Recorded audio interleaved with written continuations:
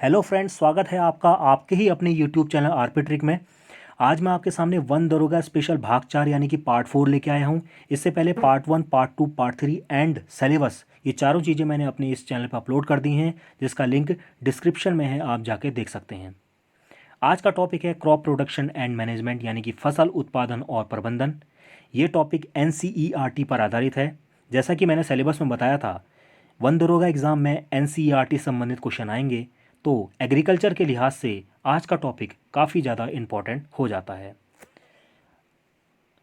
ये मेरा चैनल है आरपी ट्रिक, इसे लाइक, शेयर और सब्सक्राइब करना बिल्कुल भी ना भूलें दोस्तों, और साथ ही साथ बगल में लगे घंटी के आइकन को भी दबा दीजिए, ताकि जो भी मैं वीडियो डालूं उसका नोटिफिकेशन सबसे पहले आपके पास पहुंच जाइए।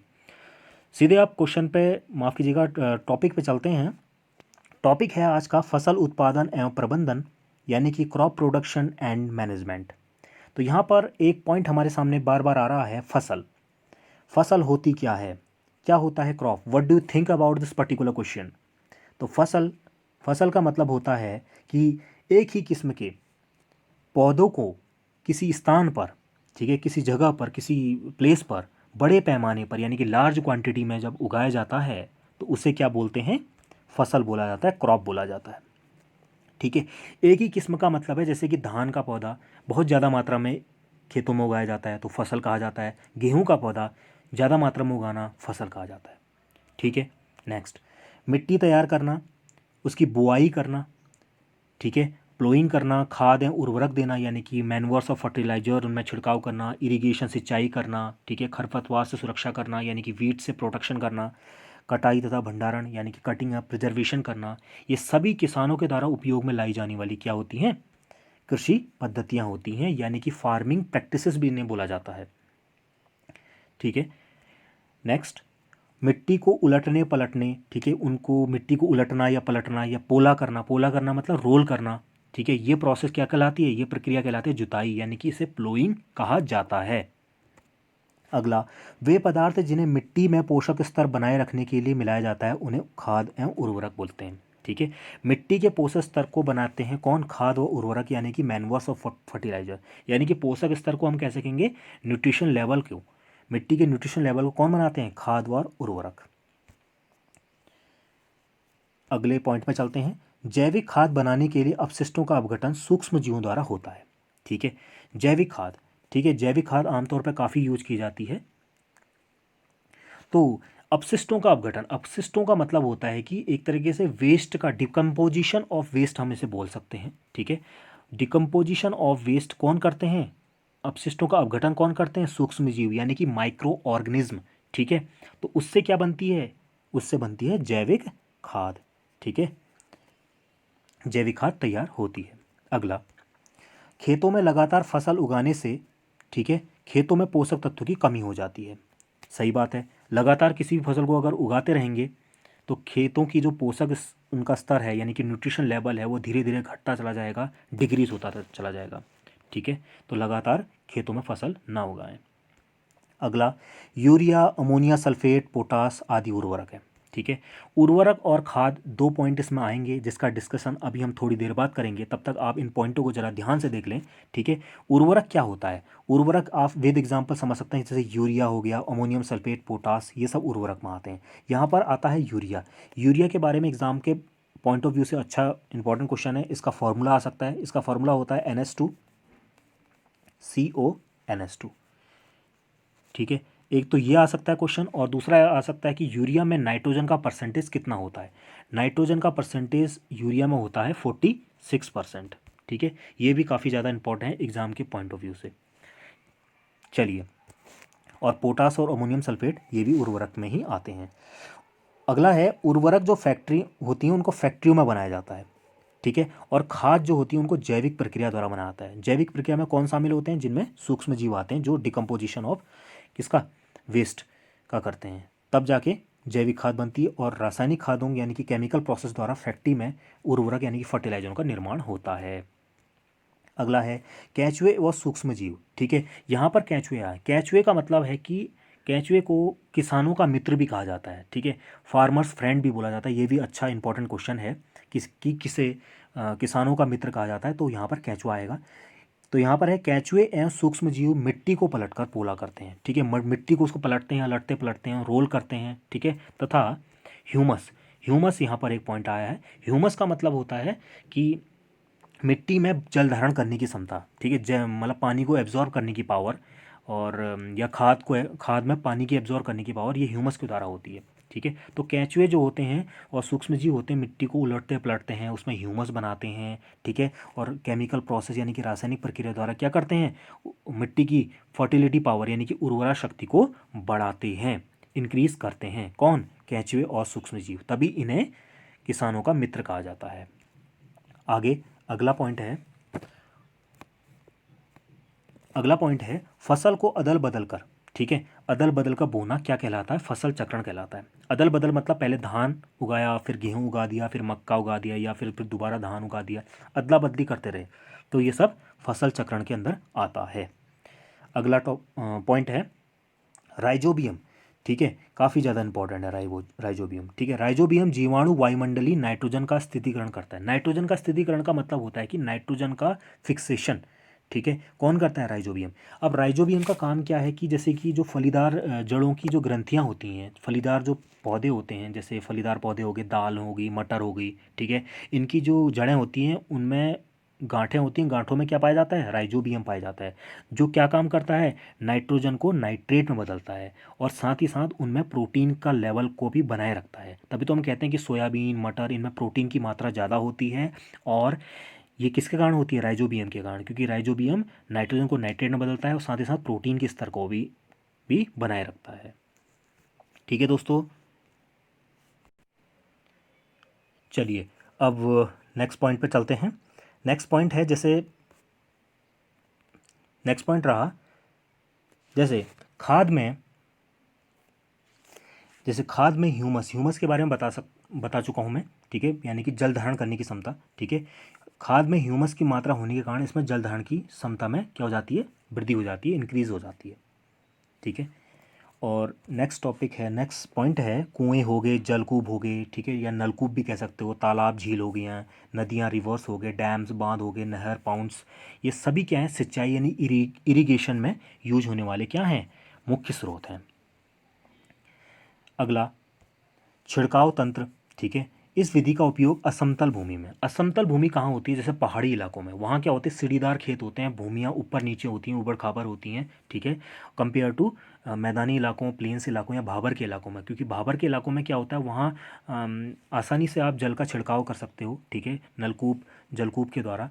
मैंने ये भी बताया था प्रीवियस वीडियो में कि नलकूप से सिंचाई करने में कौन राज्य प्रथम स्थान पर है? वो है उत्तर प्रदेश। और तालाबों से कौन सिंचाई करता है? ये तमिलनाडु ज़्यादा यहाँ यूज होती है। तो यहाँ हम असमतल भूमि की बात कर रहे थे, तो असमतल भूमि में छिड़काव होता है किसका? जल की मात्रा का, क्योंकि वहाँ जल पहुँचाना मुश्किल हो जाता है। तो जहाँ पर जल हम कम मात्रा में पहुँच पाता है, तो वहाँ पर किसका छिड़काव किया जाता है? जल का छिड़काव किया जाता है, ठीक है, खासतौर पर असमतल भूमि में। अगला, जब हम एक ही ज़मीन पर बार बार पौधे उगाते हैं तो ये पौधे की मिट्टी में पोषक तत्वों को सोख लेता है। जैसा कि मैंने अभी थोड़ी देर पहले बताया था कि अगर बार बार फसलों को उगाएंगे तो जो मिट्टी है, मिट्टी की उर्वरा शक्ति यानी कि उसकी फर्टिलिटी पावर कमज़ोर हो जाएगी, कम हो जाएगी, ठीक है। तो साथ साथ क्या होता है, पौधे उगाने से जो वहाँ पर पौधे उगे हैं वो पौधे मिट्टी में पोषक तत्वों को सोख लेते हैं, और जिससे उनकी उर्वरा शक्ति यानी कि तत्वों में उनकी कमी हो जाती है। चलिए अगला है, फसलों में पौधों के साथ साथ कुछ अनचाहे पौधे भी उग जाते हैं जिसे खरपतवार कहते हैं, ठीक। खरपतवार को हम वीड्स बोलते हैं, ठीक है। इससे पहले जो मेरा प्रीवियस वीडियो था वन दरोगा पार्ट 3, उसमें मैंने खरपतवार के बारे में बताया था, वीड्स के बारे में, कि जब हम फसल उगाते हैं तो अनचाहे पौधे यानी अनवांछित पौधे जो उग जाते हैं, जो फसल की प्योरिटी को नष्ट कर देते हैं, तो उन्हें खरपतवार यानी कि माफ़ कीजिएगा, वीड्स कहा जाता है। तो ये अनचाहे पौधे एक तरह से घास फूस अनाप शनाप उग जाती है, तो उन्हें ही हम खरपतवार कहते हैं। इनसे बचाव के लिए हम किसका यूज़ करते हैं? फर्टिलाइज़र का यूज़ करते हैं, ठीक है। फसल उत्पादों को हानि पहुंचाने वाले जीवों को मारने वाले रसायन दवाओं को पीड़कनाशी कहते हैं, ठीक है। यानी कि फसलों को जो हानि पहुंचा रहे हैं, जो डिस्ट्रॉय कर रहे हैं क्रॉप्स को, तो उनको मारने के लिए हम रासायनिक दवाएं, केमिकल्स, मेडिसिन का यूज़ करते हैं, पेस्टिसाइड का यूज़ करते हैं, ठीक है। तो वो क्या कहलाते हैं? पीड़कनाशी कहलाते हैं। पीड़कनाशी को हम पेस्टिसाइड ही बोलेंगे, ठीक है। जैसे आजकल बहुत हॉट बर्निंग टॉपिक चल रहा है, हॉट टॉपिक चल रहा है क्या है कि टिड्डियों का, ठीक है। क्योंकि इससे पहले टिड्डियों का पाकिस्तान में काफ़ी चल रहा था, पाकिस्तान से वो भारत में आ गए हैं, जो यहाँ की फसलों को बर्बाद कर रहे हैं। पाकिस्तान में अफ्रीका से बहुत सारी मात्रा में टिड्डियाँ पाकिस्तान पहुँची, वहाँ की फसलों को काफ़ी नष्ट किया।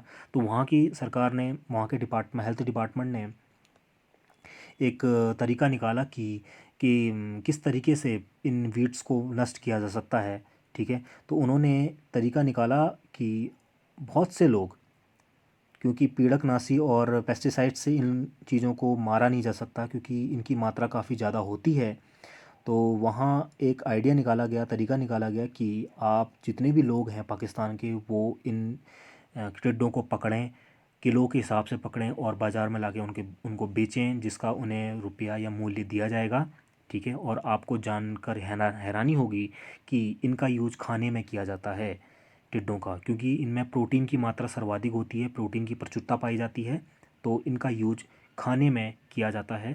तो इस लिहाज से वहाँ पर ये सॉल्यूशन निकाला गया। लेकिन पीड़कनाशी छिड़क कर अगर ये मारे जाते हैं, तो उसके बाद अगर इनको खाने में यूज किया जाता है, तो ये भी इंसानों के लिए काफ़ी ज़्यादा घातक सिद्ध हो सकते हैं, ठीक है। तो ये रहा पीड़कनाशी का, ठीक है।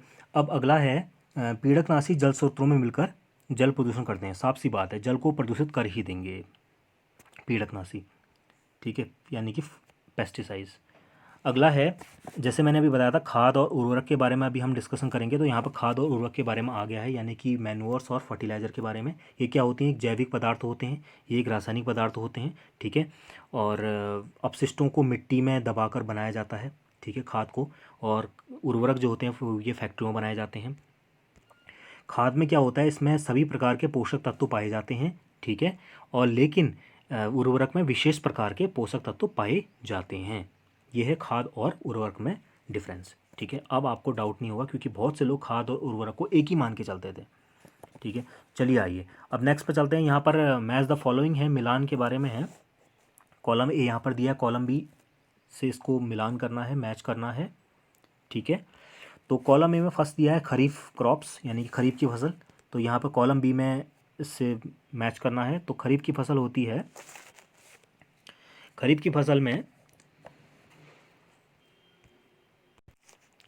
धान और मक्का, ठीक है, धान और मक्का खरीफ से यहाँ पर मिल जाएगा, ठीक है। रबी की फसल, उसके बाद रबी क्रॉप्स में आता है गेहूं और मटर, चना, ये सब रबी की क्रॉप्स में आता है। रासायनिक उर्वरक के बारे में मैंने बताया था, ठीक है, केमिकल जो फर्टिलाइज़र होते हैं, जैसे मैंने बताया था अभी टॉपिक पे कि यूरिया, सुपर फॉस्फेट, पोटास, ठीक है, अमोनियम सल्फेट, ये सभी रासायनिक उर्वरक कहलाते हैं। और आखिरी है कार्बनिक खाद, ये होती है पशु अपशिष्ट हो गया, गोबर, मलमूत्र जो होता है उनका, पादा अवशेष होते हैं, ठीक है, उनके द्वारा ये बनाए जाते हैं, ठीक है दोस्तों। तो ये था मैच द फॉलोइंग। अगले पॉइंट पे चलते हैं। तो अगला है, आपको मैं यहाँ पर अब टेस्ट देना चाहूँगा, ठीक है। इससे पहले मैंने टेस्ट लिया था अपने प्रीवियस वीडियो में, वहाँ बहुत कम लोगों ने जवाब दिए थे, तो ठीक है। तो इन क्वेश्चनों को मैं दोबारा आपको देना चाह रहा हूँ, जिसका आंसर मुझे आप कमेंट बॉक्स में करेंगे। तो पहला क्वेश्चन है कि निम्न में से किसका क्वथनांक उच्चतम होता है?